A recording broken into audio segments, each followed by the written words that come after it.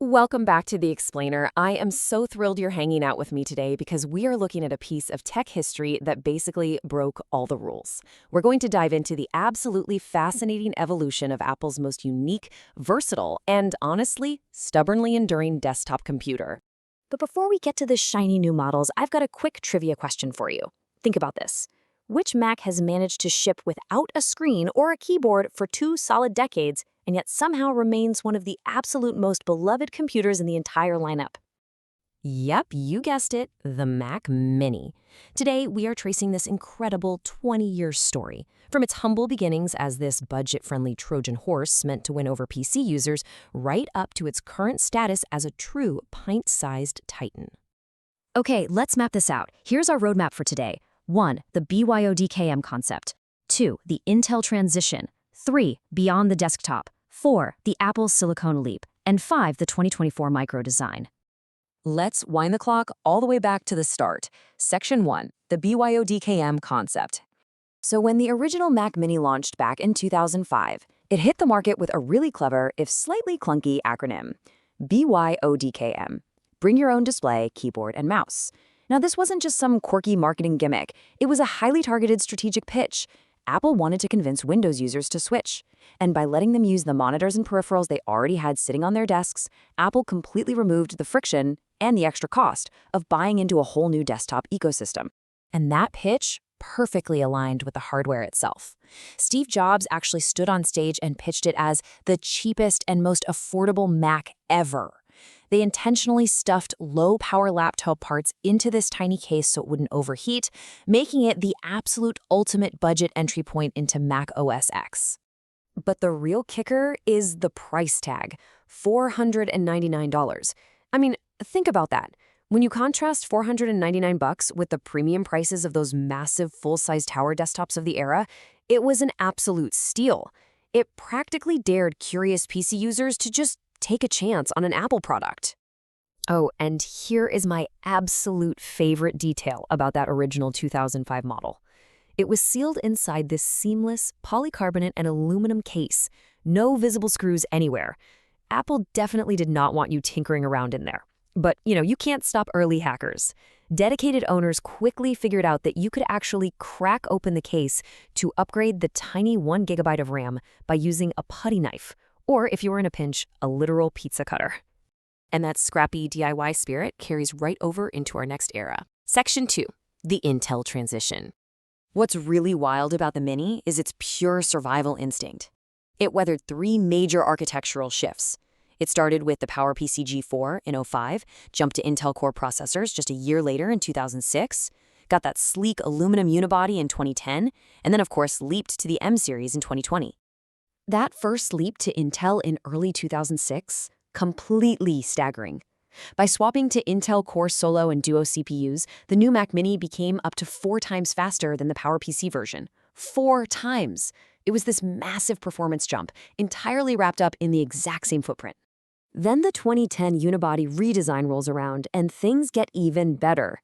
Apple carved the chassis from a single block of thinner aluminum, and arguably the best part, they finally integrated the power supply directly into the machine, so no more massive, clunky external power brick. They also added an HDMI port, and by 2011, they axed the optical CD drive entirely, which freed up enough internal space to actually let you run dual hard drives. Because it was so small, quiet, and getting surprisingly powerful, people started using it for things Apple never really planned for. Section 3. Beyond the desktop. The Mini quickly proved to be a total chameleon. Thanks to that new HDMI port and the little Apple remote, it became the go-to home theater PC for living rooms everywhere. Apple even leaned into this, officially releasing models bundled with OS X server software. And on a massive industrial scale, its reliability made a huge hit for data centers. Giants like AWS and Mac Stadium started racking literally thousands of Mac Minis in these massive co-location farms to act as build servers for developers.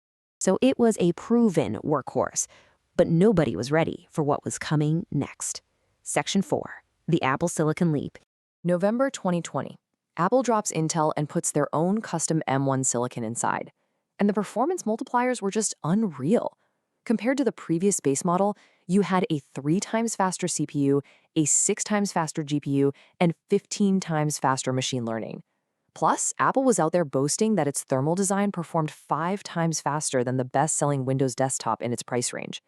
The Mini wasn't just a budget machine anymore, it was literally outperforming computers that cost twice as much. But as amazing as those early M-series chips were, they were still sitting inside a case designed a decade earlier. That all changed very recently. Section 5, the 2024 Micro redesign. Seriously, just compare the absolute extremes of this 20-year timeline. The original 2005 G4, 6.5 inches square, single core with a tiny 40GB hard drive. Fast forward to the 2024 M4 Pro, it shrunk down to an astonishing 5 by 5 inches, packs up to a 14-core CPU, and holds up to 8 terabytes of storage. The critical acclaim for this new machine has been overwhelming. It's basically the size of an Apple TV. We finally have super convenient ports right on the front. The M4 Pro model supports blazing fast Thunderbolt 5, and it can run up to 3 6K displays all at the same time. But the absolute biggest shocker? The SSD storage is modular. That is virtually unheard of for modern Apple products. Reviewers and tinkerers have already figured out how to use third-party modules to upgrade the storage themselves, saving hundreds of dollars. But processing power and size are really only half of the 2024 success story. To put the environmental impact into perspective, the 2010 unibody generated 270 kilograms of CO2 equivalent over its life cycle. By 2018, that dropped down to 226. But the 2024 M4 model, it plummeted to just 32 kilograms. It brilliantly proves that Apple's chip efficiency isn't just about rendering videos faster. It is a massive leap forward for environmental sustainability. So the takeaway here is this: the technology inside the Mac Mini has been completely ripped out and replaced multiple times over the last 20 years. Yet the core philosophy, bring your own display, keyboard, and mouse, stayed totally identical. The original logic literally outlasted every single internal component. And this evolution is still ongoing. In fact, a major production shift is coming up later this year. By 2026, some of the manufacturing for the Mac Mini will actually be moving out of Asia and over to a Foxconn facility right in Houston, Texas, marking a brand new chapter in how this tiny computer gets made. We've seen it evolve from this clever little hack to get Windows users to switch into an absolutely indispensable tool for living rooms, data centers, and high-end professional desks. Which really just leaves us with this final thought. As everything keeps shrinking while computing power absolutely explodes, what massive